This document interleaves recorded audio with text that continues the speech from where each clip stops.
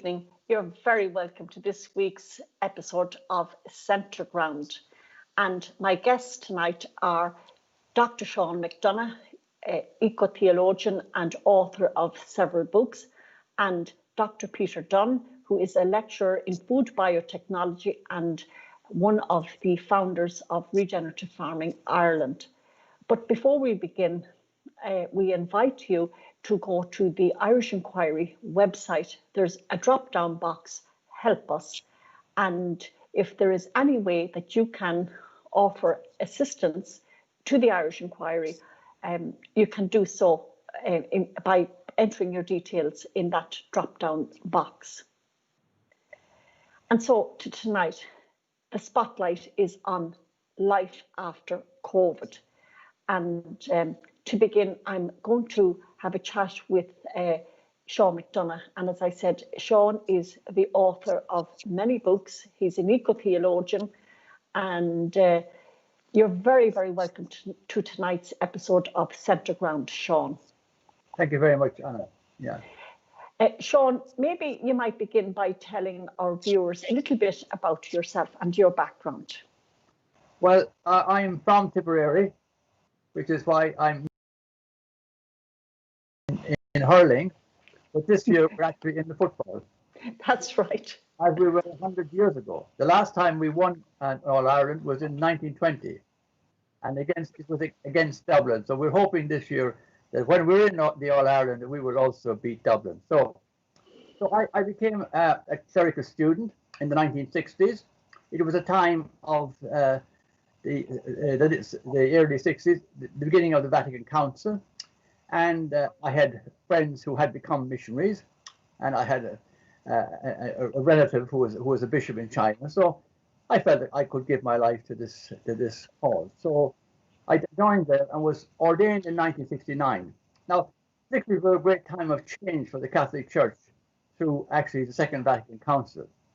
Unfortunately, a lot of the changes, particularly the emphasis on women and the emphasis on lay people, hasn't pushed through as much as I would have liked to see it happen. But that's another story. So then in 1969, I went to the Philippines. And we were very strong in always actually learning the local language. You could get by with English in the Philippines, but you wouldn't actually be communicating to normal people. So I spent over a year and a half studying Cebuano before going out to a parish. Now, as I say, we were living in a part of Mindanao, which the Philippines has a large population, and it has increased its population through the 20th century very, very fast. When the Spaniards left in 1898, there were 6.5 million Filipinos. There's now almost 120 million. Can you get that?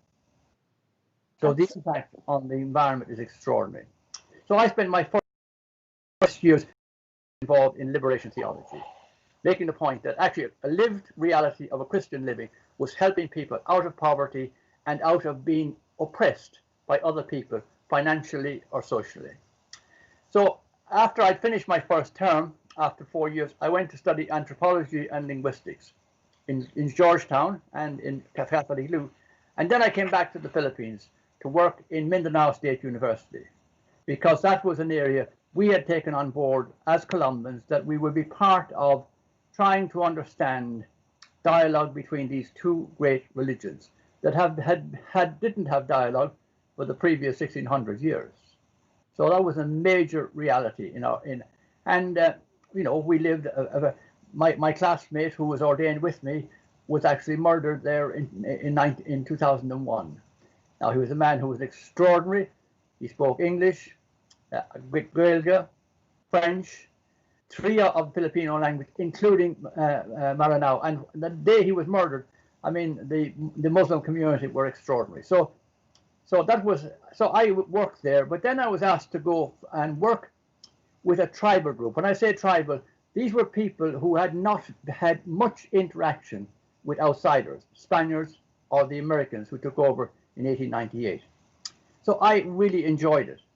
Now, before that, I wasn't sure of, when you say I'm interested in liberation theology, people would say, what about the environment? And a lot of people say, oh, the environment is for rich people. Well, I wasn't a month in Lake Cebu when I saw the impact of logging, and I knew damn well that what was happening was extraordinary. As I say, we're paupers in terms of biodiversity. We have how many trees here? 26 trees maybe that are indigenous to Ireland. In a single hectare of the Dipterocarp forest in Mindanao, you could get between 120 and 150 different species of trees. And that has all been destroyed in the last 100 years. And we often look at it very humanistically. There was a horrible storm there about 4 years ago, and 5,600 people were drowned. And we thought that was extraordinary. Now, there was a storm there about 6 weeks ago, and only 4 people were killed. And they said that was great. But what we never include, how many millions of tons of topsoil has been moved from the land into the sea, destroying the coral reefs.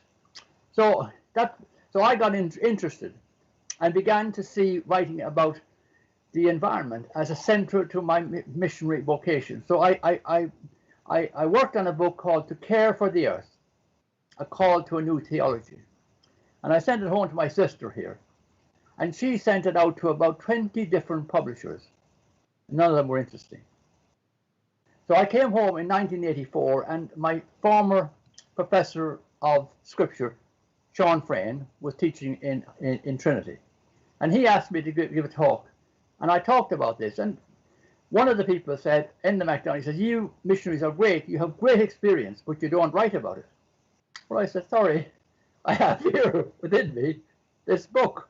And I tried to get it published for the last 4 years, and nobody's interested. To be fair, he said, I'll introduce you to my own publisher and that's actually where To Care for the Earth, A Call to a New Theology. Now, I'm talking about 1980s. The position of the Roman Catholic Church on environment in the 1980s, the 1990s, and the 80s was terrible. Let's be honest, it was terrible. The one Christian institution that was really good was the World Council of Churches, and mainly because it was driven by, yes, good theology, but also good scientific information about biodiversity. Like, none of us realize that we're living in the greatest destruction of life on Earth that has happened for the last 65 million years, since the end of the Mesozoic period, when the dinosaurs were wiped out. We're not even aware of that. So because we look at our things just from a human perspective, and I give a good example. We all have masks, but if you got rid of 2 masks a day in Britain for a year, how many thousand tons of rubbish you would be putting into your environment? Anyone have no any idea? Yeah, anyone have any idea? No idea. 56,000 tons, according to the New Scientist, about 4 weeks ago. And if you add to that PPE and gloves, because I'm involved in looking after a person here. Now, so what people talked about initially of a circular economy, we don't do that.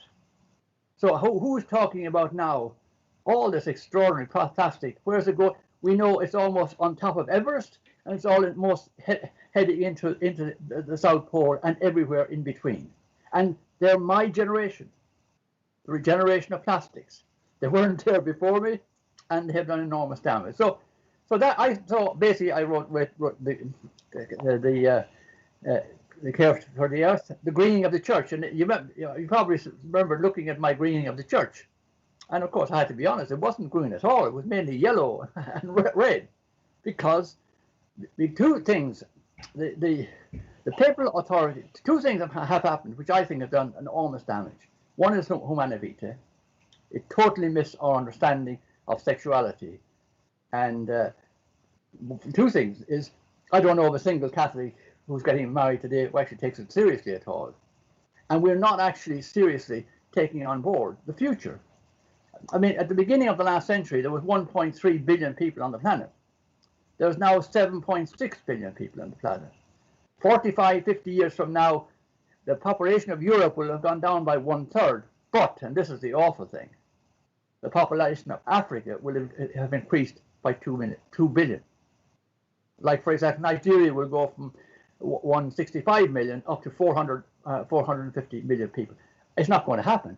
But what will happen is we will have run through their environment and destroyed everything. And that's what I've said about living in a post-pandemic world.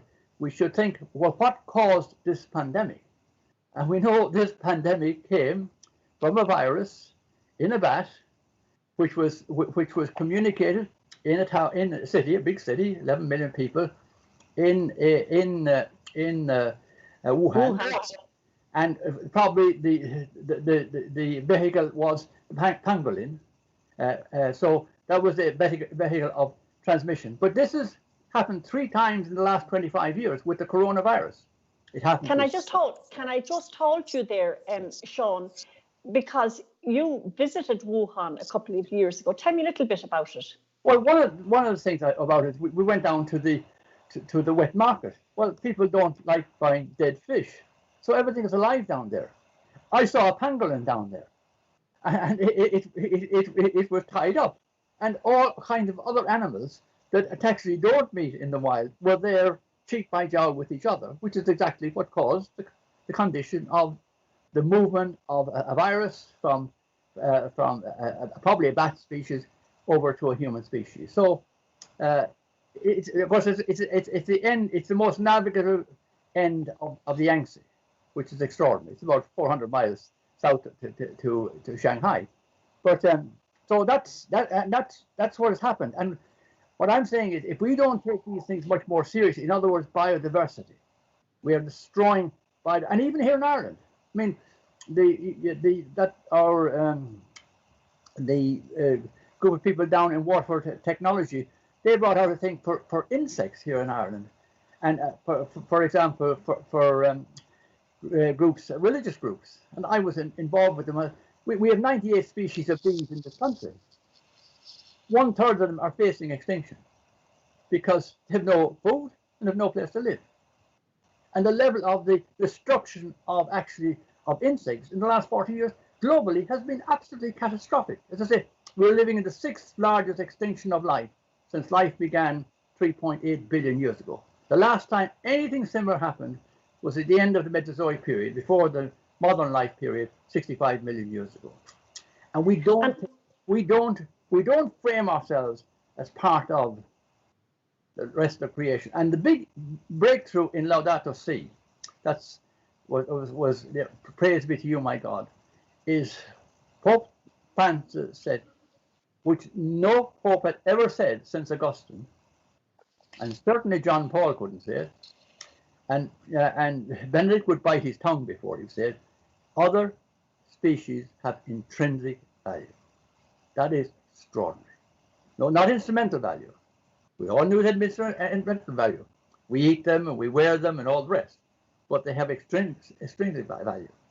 And he starts off his encyclical, and he talks about the Patriarch of Constantinople. When you do this to the environment, to climate change, when you do this to biodiversity, when you destroy the waters, for example, and you say, well, what's he going to say now next? We do all these things, so well, maybe it's not a good thing to do. No. He says something that you never heard, or I never heard in my early years of my Christian life. These are sins. Very simple. These are sins. So it has revolutionized our moral life. And it will also revolutionize our spirituality. And we were so focused on the next world. I often give the example, for example, we're coming up to Advent next Sunday. The post-communion prayer when I was growing up. Any of you got Latin? Marie, did any of you do Latin? No, Latin was before our time. It says, let us pray. Teach us to despise the things of earth. Dotius nos terrena despicere. Can you hear the awfulness? And to love the things of heaven. Now, isn't that nonsense of the first order? We are things of earth. We're earthlings. That's fundamentally who we are. So we were denying it all the time. So it's that kind of world, and that's why that extraordinary encyclical of Pope Francis, Laudato Si, which for prayer, it was it was St. Francis' hymn of praise to God. Now, I know, if I can interrupt you there, Sean, just to take you back on the origins of the coronavirus that is causing the disease, which is COVID-19. You were telling me earlier on when I was chatting to you that it's just the third in a series of coronaviruses to have struck in recent years. Yeah. Tell me a little bit about that. Well, all I'm basically saying is, like, diseases from other creatures have generally passed over into humans in the last 10,000 years. In the last millennium, probably the worst example was the Black Death and the extraordinary impact it made on Europe between 1347 and 1352.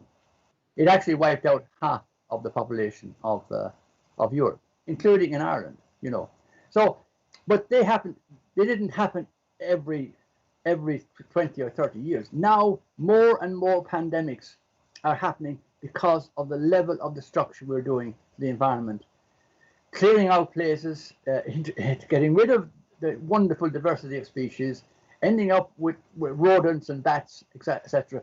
And in that kind of context, humans are much more and more impacted, and will be more impacted in the future. So if we want to address, as we should, corona, certainly looking for a cure and looking for vaccine is great, but also looking for that we do not repeat this by, for example, wiping out Africa in the next 40 years by huge levels of population growth that will mean an enormous, how are you going to feed them into the future? And that we take those things seriously as moral issues. And the tragedy is, like, I'm sure many of you are fed up of hearing a lot about the coronavirus for the last 8 months. But how many articles did you read that talked about why did this pandemic start there? And why have 3 coronavirus pandemics become pandemics in the last 25 years? And how can we stop that into the future? And I think those are issues we certainly be interested in a cure and a vaccine, but we also be interested in stopping it happening again. So that's the context, and so that's why I got involved in this. Then about 3 or 4 years ago, I had a very good conversation with a friend of mine about these new technologies, and I spent the last 3 or 4 years studying them.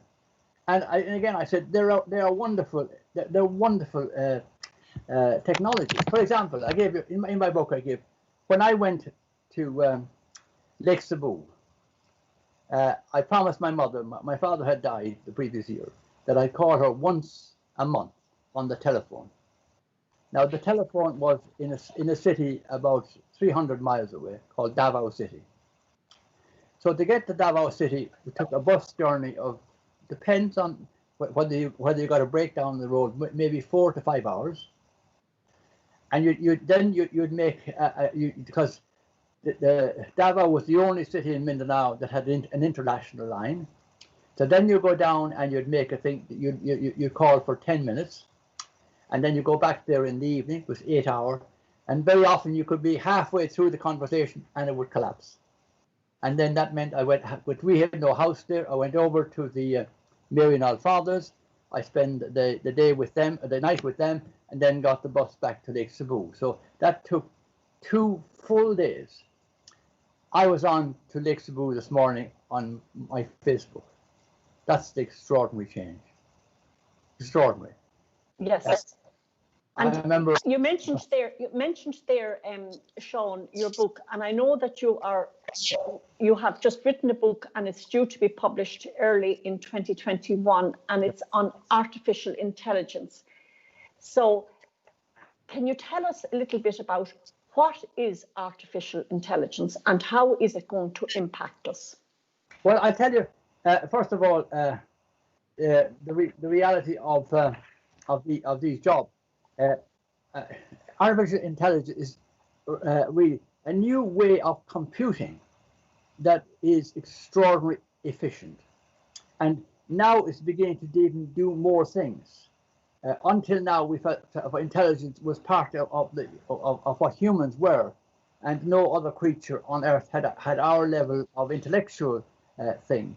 They may have had in terms of their sensibilities, but what artificial intelligence is doing is giving things the power to grow themselves and to interact with each other.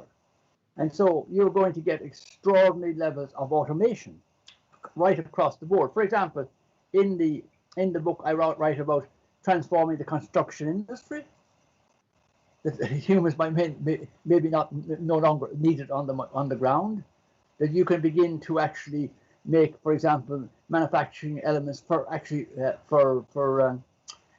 airplanes in an automated sort of way, and the medical technology. I'm going for a cataract operation next month, but the reality at the moment, an algorithm will do an operation almost better than any surgeon on the world today, because of the way they are set up. So those are the kind of realities that they're part now of what's happening.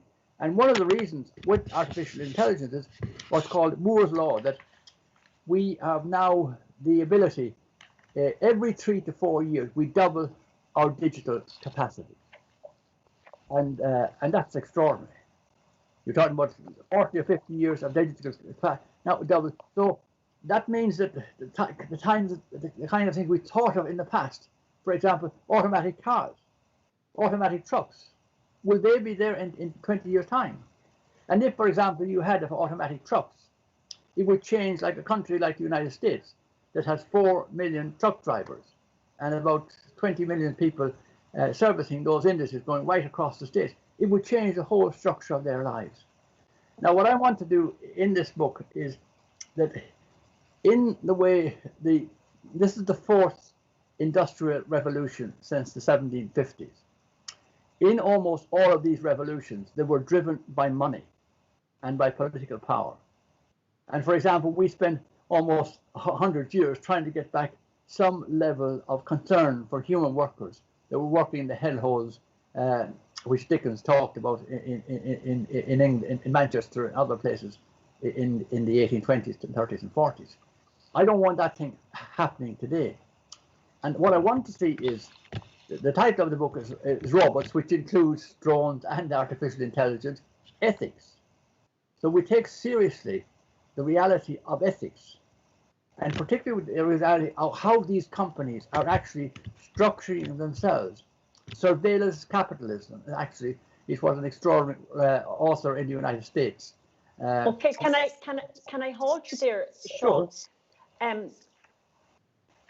It's, you know, your knowledge is so forensic and encyclopedic, and it's almost difficult for an ordinary mortal like myself to grasp.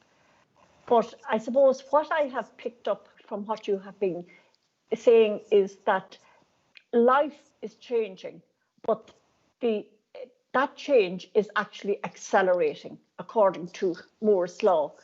And you rightly pointed out, you know, the change that has come about in your lifetime as a missionary priest. And I suppose I can echo that, because when I started school in the early 1960s, there was no electricity, no running water, no flush toilets. Life for me was quite similar to what it would have been like for my grandmother, my great-grandmother, my great-grandmother. And in my lifetime, I have seen extraordinary changes as well, as anybody, you know, over the age of 50 has seen. We're actually in a position, I suppose, to know what life was like before and after. But for young people now that are in their 20s or 30s, it's difficult for them to grasp that change or to understand it, because it has always been part of their lives. So, and you have been extraordinarily prophetic. Back in the 1970s, 1980s and 1990s, you were talking about the environment, sustainability, the death of life. You were writing about the wars, the 21st century being about water and not about oil. And you were very, very prophetic. Mm. So that leads me to believe that you are very prophetic in what you're writing about and what is going to be in your book and what you're going to say about life as what it's going to be like in the decades ahead. And yes, we all embrace technology, and it's absolutely wonderful. We're live streaming now, and you're in Tipperary, I'm in Longford, Peter is in County Louth, and Stephen and Danny from the Irish Inquiry are in Dublin, and it's amazing what's happening. I'm sitting here at my kitchen table. So it's hard for us to imagine, what the next 10, 20 years is going to be like, which I want now to pick up on the last point that you mentioned there, and that is ethics. What's actually happening, and COVID has actually speeded up that change, because changes that were already happening are now accelerating, like people working from home and all of that.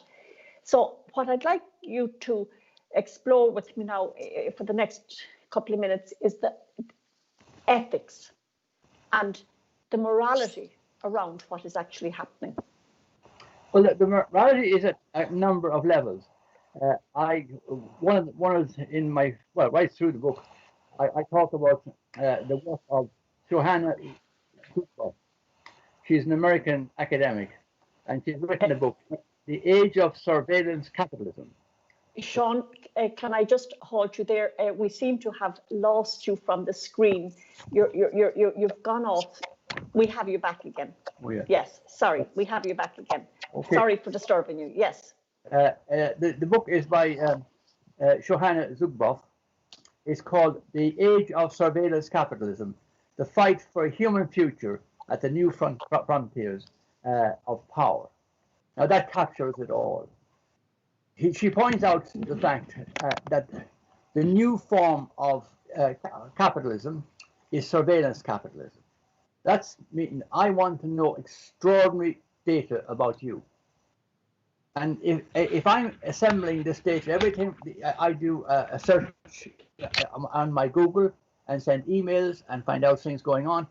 Google remembers all those sort of things, and so does Facebook. So they are designing their advertising so that they can absolutely tell people that there's every chance, 80% chance that you're going to buy this thing I'm putting before you, because they know so much about you. So that is the beginning. So now, do I have a right to my data, or do they have a right to have my data, even though I have not allowed them to do so? If it was happening with another company, for example, if they were writing something about me in the Irish Times, I could at least go and sue the Irish Times, but I can't do that at the moment. And as I say, something like Google and particularly Facebook, about 90% of their revenue actually comes from this extraordinary new form of data that's available to them. So what I want to see... Sean, your document is in front of the camera. Sorry for disturbing you there. Sorry. But yes, now you're back again. Yes. Is that not just the people, the engineers who have decided this for these extraordinary companies, but all of us have a way of actually inputting into what will the shape of the future be like. For example, on the way data is treated, and my rights to own my own data.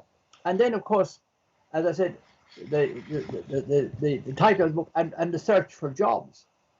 If these new technologies, which are doubling your digital capacity every 4 or 5 years, or 3 or 4 years, how are they going to impact on life? For example, in agriculture, will they have an impact, for example, on dairying here in North Tipperary?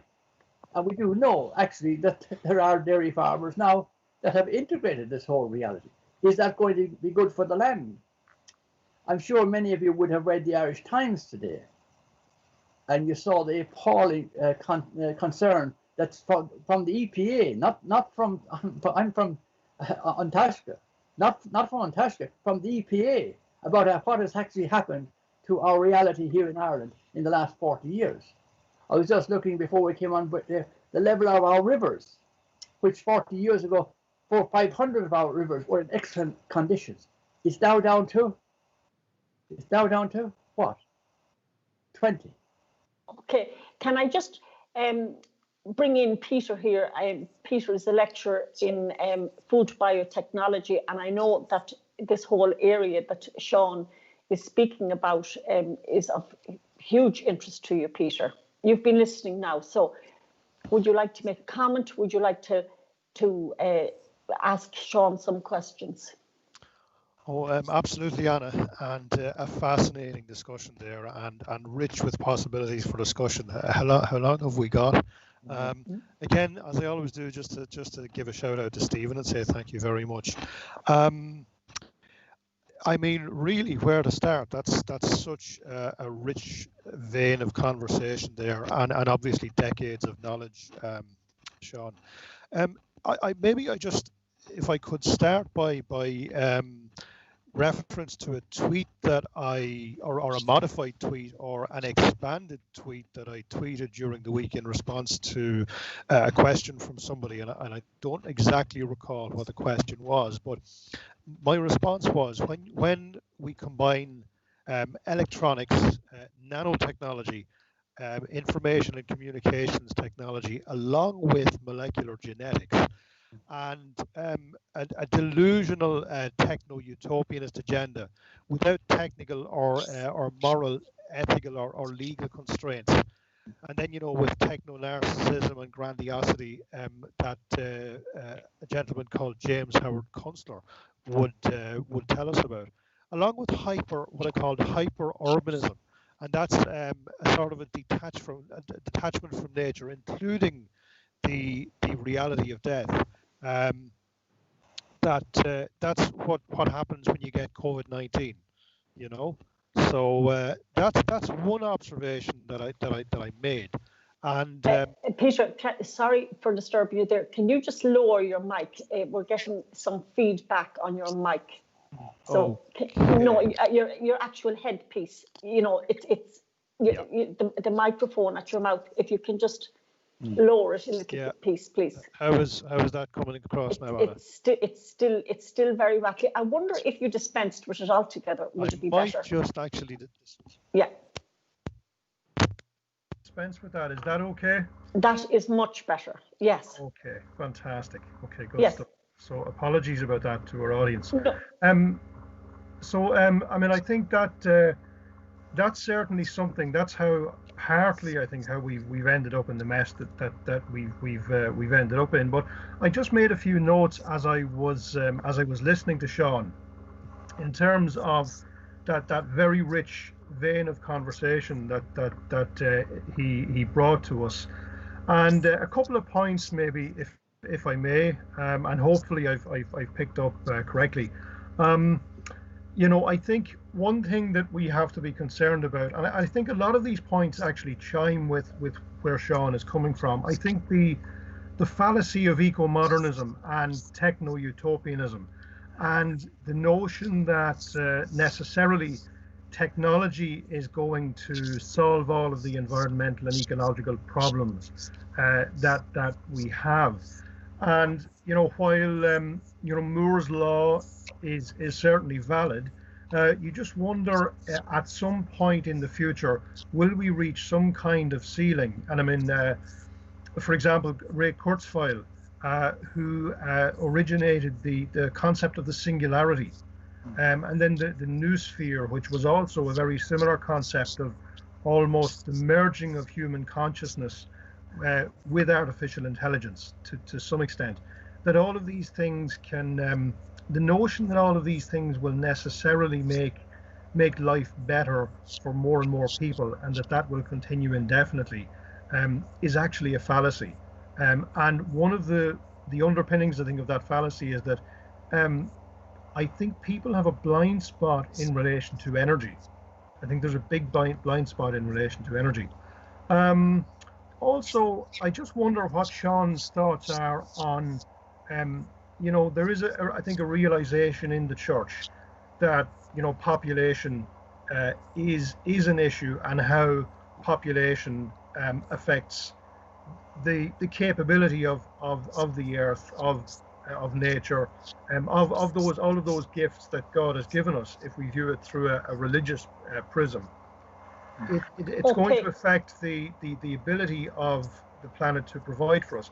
And how does Sean, I suppose, see that as maybe chiming with the Gaia hypothesis of James Lovelock, that actually, the earth, where he attributes consciousness itself to the earth, and actually that the earth is essentially analogous with a self-regulating organism, something which I think is interesting, even if there may not be evidence for it. But how does that chime with, Laudato Si and the view of the church?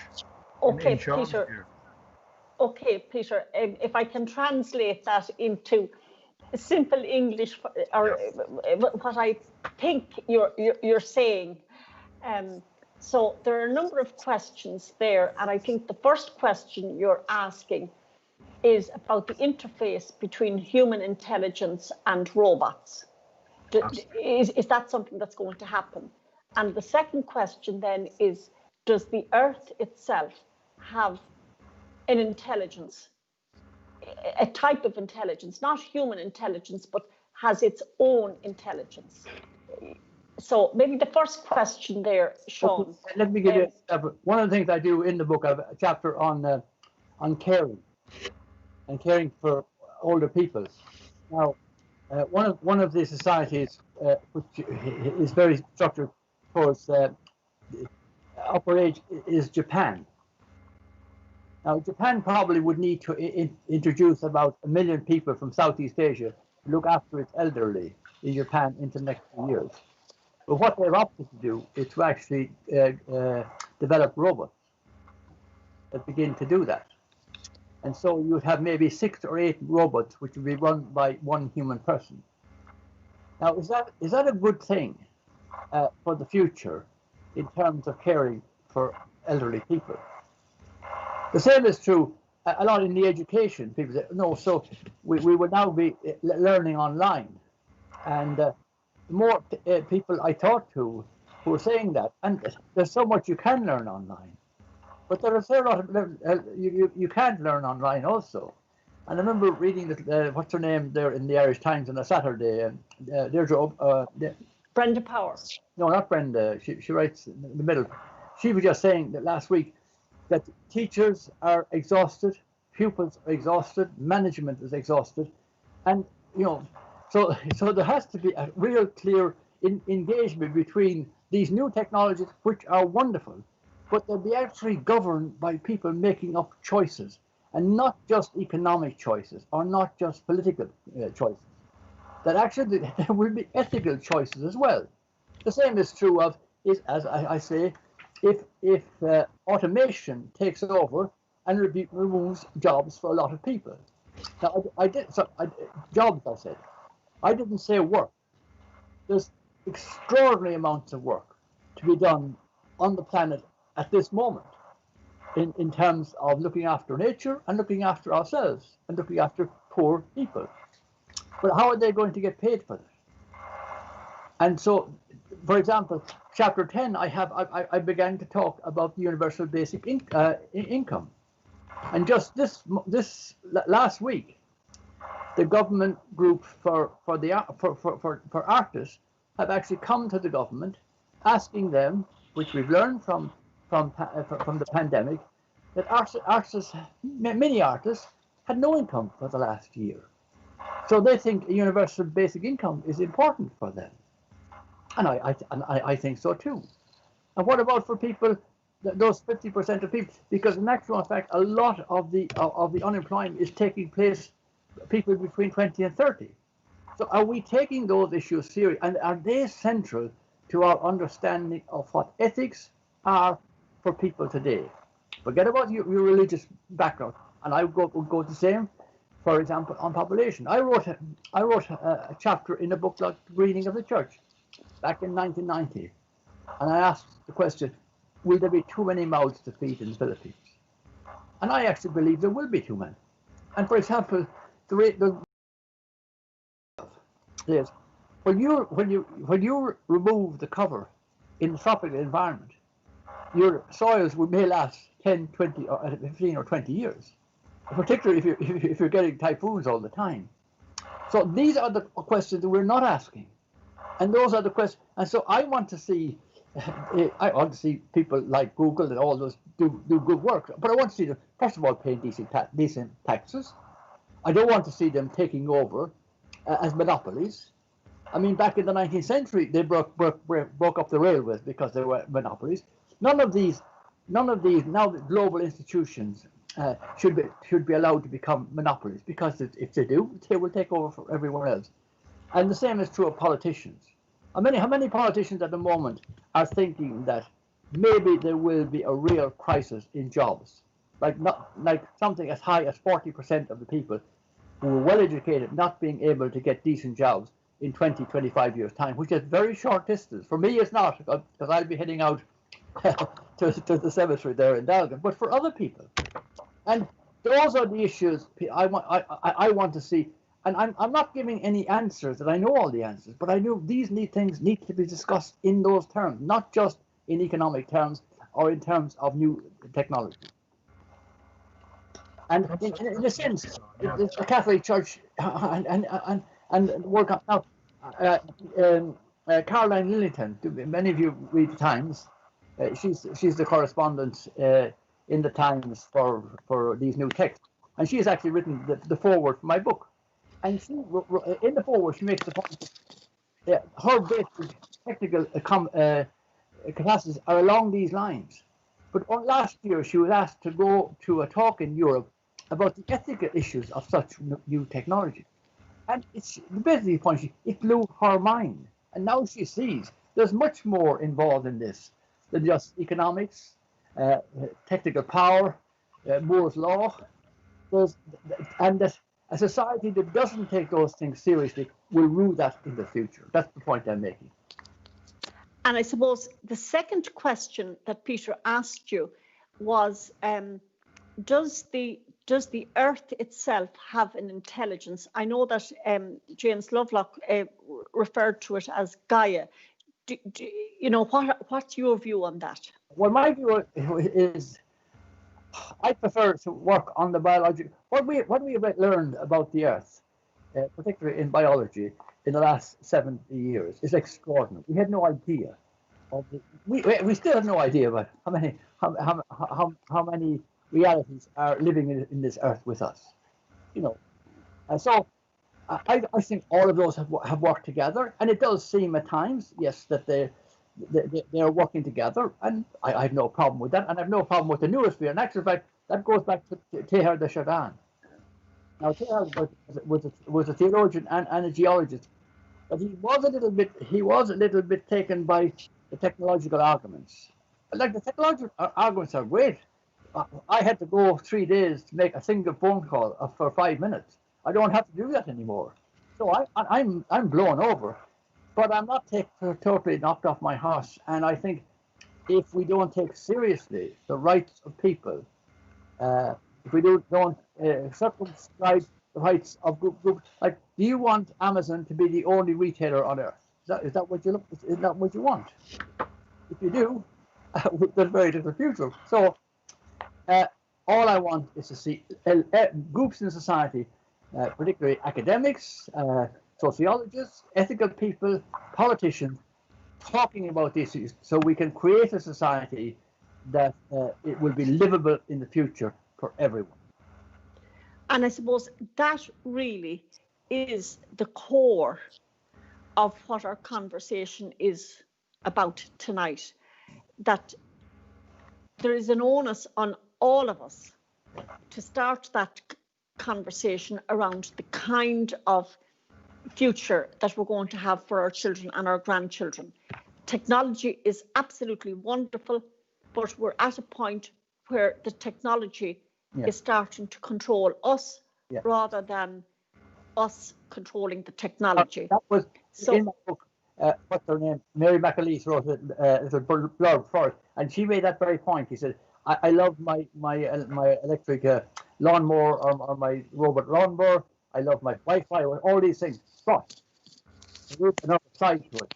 need to focus there as well. That's all you're saying. And yeah. don't focus on that, it'll come back and bite us really, really hard. And we, people in a religious world, they're supposed to think we should be ashamed of ourselves if we are not willing to take on these questions, even when they're difficult for us. Yes, I do think, and I've always thought, since 1967 on, the population is an issue. The human population is an issue. I mean, the reality, every other species is decreasing. We might be seeing in my generation the wipeout of the large animals in Africa if the population levels increases by what we are saying it will. So is that a worry for us? Do we care anything what happens to lions, tigers, and any of those? Now, data tells us these have intrinsic value, not just incremental value. So the discussion around those has to be much more nuanced, and I do feel part of that will be concern for the level of human population in relationship to everything else. 10 billion people. Okay. I'm going to bring Peter back in here. Peter, you've been listening now to what Sean has been saying, and what really strikes you about what he's just said there. I mean, absolutely. I mean, I'm aware of, I think, most of those issues that Sean has alluded to. There is the great dialectic, of course, where is the issue of our time, is it overpopulation or overconsumption? And maybe if I could just pivot the conversation to that great issue which has enveloped us in 2020, and obviously it's the COVID-19 crisis. And I think I do recall saying to people privately back in January, February, if I may just, I suppose, be granted some license to say, in my innocence, I was looking back in January at all of this, and I was looking at the PCR tests, and of course it all goes back to the PCR test. And in my innocence, I was looking in, I think, about the third week in January for some content in terms of the technical details of the PCR test, because I was thinking I can use this material to engage students because it's very topical in what was, it's normally a 3-hour lecture on PCR that I give. And strangely, at the time, and it was strange, I couldn't find any technical specifications that I would need in terms of temperature programs. And again, I realize this is a bit technical, but it's key to this particular point. In terms of the temperature programs, in terms of the cycle thresholds, in terms of the primer probe pairs, in terms of the primers that are used. And I thought that was a bit strange. And the other thing that struck me as strange was that there hadn't been at that time the full nucleotide sequence of SARS-CoV-2 published. And I thought, well, that in a sense it makes sense, because you need that in order to design the primers, which are central to the PCR test. And I think that for me was slightly strange. So that's one point I suppose I just wanted to make. Then I noticed, through February and March, if one looks at, what sectors were damaged and what sectors benefited from the response, as it were, and what happened. I mean, essentially you had the death knell of commuting. So that's carbon emissions. You had the death knell of, let's say, discretionary consumption outside, food retail. And again, that's consumption, that's emissions, as it were. And then you also had the virtual destruction of air travel outside cargo freight. And probably, I think the figure is 85% in terms of the reduction in air travel worldwide. You also had, again, another measure of consumption. You had international travel and tourism, which of course is emissions on the one hand, but it's also ecological damage, because both of those go hand in glove. And I thought, okay, this is kind of telling a story. And I actually read something today from a gentleman called Richard Heinberg. Maybe Sean, maybe some of our audience may have heard of him. And he's an American who he's a proponent of peak oil. And I read a piece where he refers to the entire crisis that we're in at the moment, and it's very US centric, admittedly, but he's speculating as to whether or not the intention is to make America ungovernable. And he refers to a concept called accelerationism. And it ties in, I think, with some things that I've seen, right from January, where effectively what we're experiencing now is a prelude to what is inevitable in terms of, as Sean has talked about, the rise of the machines, as it were, the effects of AI on, if you like, work-life balance, but also on those 40% of people who will be unemployed that Sean talks about. And I'm just wondering, is what we're seeing now an accelerant? And I just wonder, does that then give credibility to the argument that, while what Sean says about, habitat destruction releasing viruses, that's completely credible.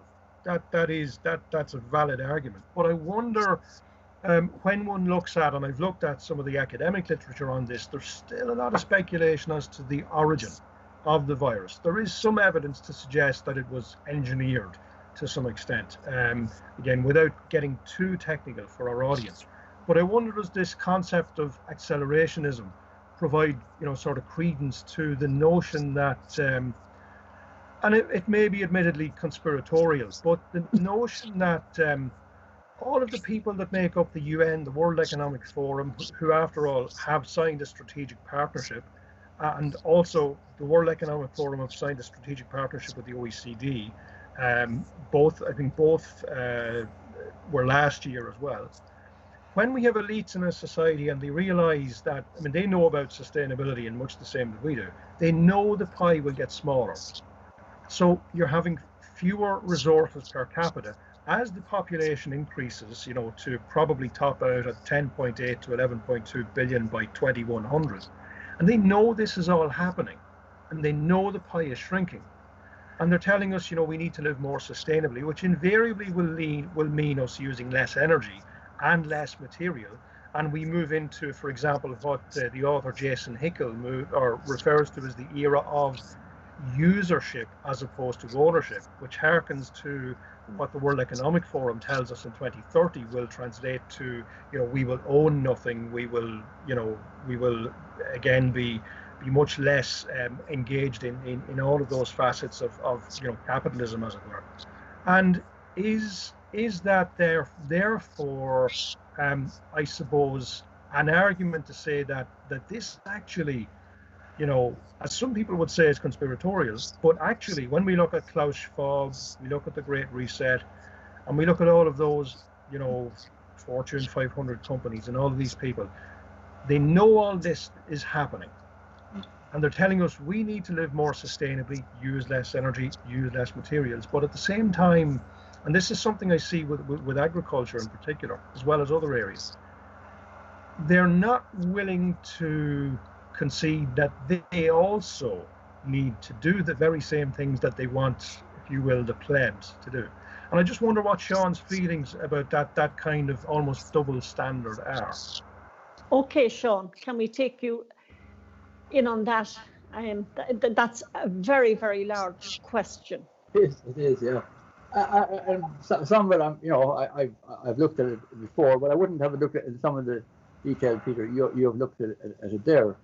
But one of the things you talked about, one of the things, if you look at the Trump regime, one of the awful things in the United States is no real sense of anything scientific being understood at the moment.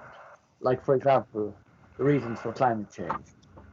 When you think of 71 million people voting for a man like that actually isn't even interested in, the United Nations Framework Convention on on climate change, on biodevelopment.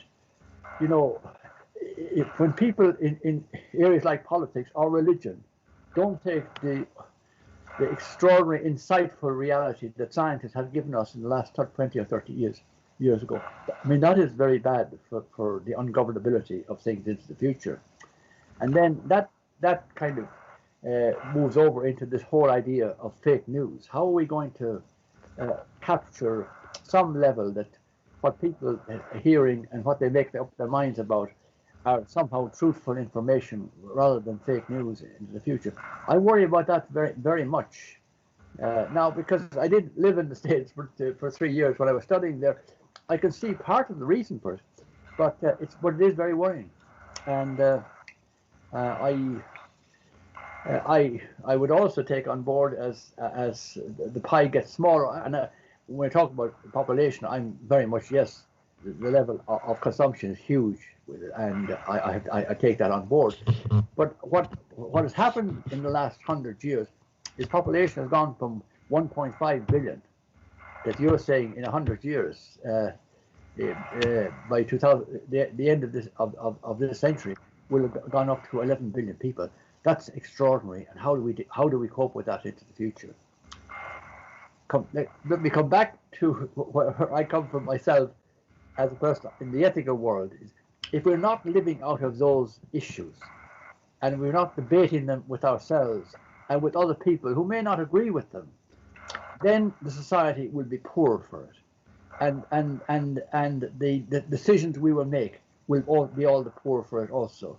And that's the point that Caroline Linderton was making here. I mean, she has a lot of the technical knowledge about these areas, but because she kind of wasn't looking in at the ethical issues, she realized that now that's a huge failure. And it's a huge failure for politicians as well as economists and manufacturing people and people in religious groups like Christianity. So I'd like to see those taken seriously into the future, which is why I'm writing this book, you know. Okay, and that is a very good point on which to bring our conversation to a close. Unfortunately, the time has beaten us. I just bring Peter in just for a final comment. Absolutely, Anna. I mean, it's been a fascinating conversation with Sean. It's been really engaging and very interesting. And I suspect we could probably go for another hour if the audience had the stamina to keep up with us. I'm curious, and I think Sean will actually appreciate this. If I might just take maybe 2 minutes just to read a paragraph from that article that I mentioned, and where Heinberg refers to an ecologist called Peter Turchin, who's kind of done an anthropological study, and I might just read this paragraph because I think this really tells us where we might be going. And he says, and I quote as follows: "Ecologist Peter Turchin began his career studying beetles. After using unprecedentedly large piles of data to resolve long-standing theoretical issues regarding beetle population growth and decline, Turchin, now tenured at the University of Connecticut, decided to turn his attention to a bigger problem: human history. He teamed up with colleagues to build a database of hundreds of societies over the past 10,000 years, and then he looked for patterns. One that immediately leapt out was a periodicity of growth and decline based on economic inequality. Elites always tended to capture more and more of society's wealth, but that trend would typically reach a limit when the general populace became utterly impoverished. Then an age of discord would follow when the government became destabilized and political violence increased. Another cyclical factor that emerged from the data was what Turchin called overproduction of elites. As societies grow and as wealth is continually transferred toward the top of the social pyramid, ambitious families understandably prepare their children for powerful and rewarding careers. But the number of elite aspirants typically tends to grow faster than the number of elite positions in society, leading eventually to growing competition amongst elites. Crises of economic inequality and elite overproduction tend to coincide. At such moments, discouraged elite or aspirants often present themselves as champions of the downtrodden masses in order to gain power by overthrowing the establishment. And finally, Turchin has been warning for almost a decade that the US is, by all the measures he studies, approaching such a crisis. And I dare I say we might be in a similar footing in Europe. And he says that the next 5 years are likely to see political violence on a scale that America has not witnessed in decades. So I think that was something that particularly struck me hard today, and particularly in the context of what we're seeing at the moment, and perhaps isn't a very optimistic note on which to sign out. But I think if anything, we have to kind of face reality in terms of where we're at in 2020. Thank you very much. Okay. Would you just a quick comment on that, Sean? Well, I think there's a lot to it. Yeah. Yeah. Right. Okay. So, I just want to thank you for staying with us in this conversation. I think my own view is that society is changing so rapidly. It's really, really difficult for somebody like myself approaching my 60th year to keep up with the pace of change. And I'm very mindful always that we need to have a vision of the kind of society that we want in 10 years' time, in 20 years' time.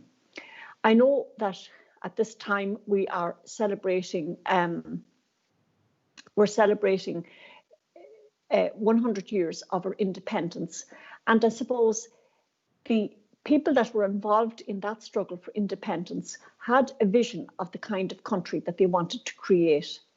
And I think that we need, as a people here in Ireland, to have a conversation around the kind of country that we would like to see for our children and for our grandchildren.